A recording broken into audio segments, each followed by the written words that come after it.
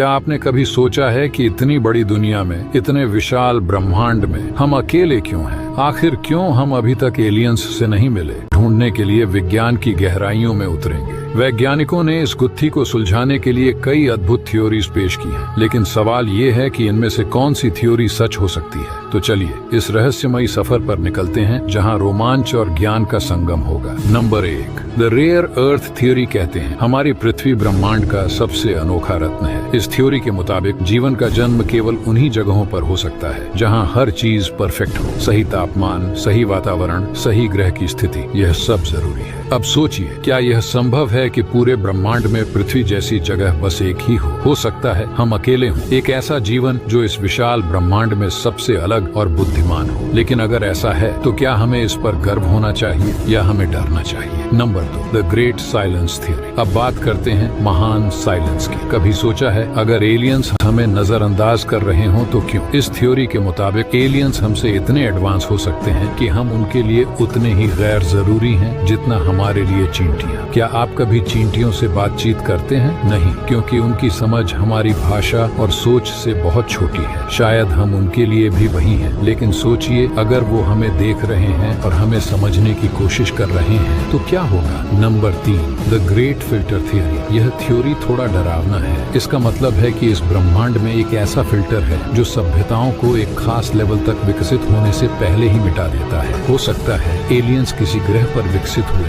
लेकिन किसी विनाशकारी आपदा या ग्रह के बदलते माहौल ने उन्हें मिटा दिया हो। और अगर यह सच है तो अगला नंबर हमारा भी हो सकता है। यह थ्योरी हमें यह भी सोचने पर मजबूर करती है कि क्या हम अपनी टेक्नोलॉजी और विज्ञान का सही इस्तेमाल कर रहे हैं। Number 4, the first life theory. अब बात करते हैं उस विचार की जो हमें थोड़ा आत्मविश्वास देता है। क्या हो सकता है कि जीवन की शुरुआत सबसे पहले हमारी पृथ्वी पर हुई हो? यह थ्योरी कहती है कि इंसान ही ब्रह्मांड का पहला और सबसे इंटेलिजेंट जीवन हो सकता है। हो सकता है बाकी ब्रह्मांड अभी शुरुआती चरण में है और जीवन वहाँ भी धीरे धीरे विकसित हो रहा हो।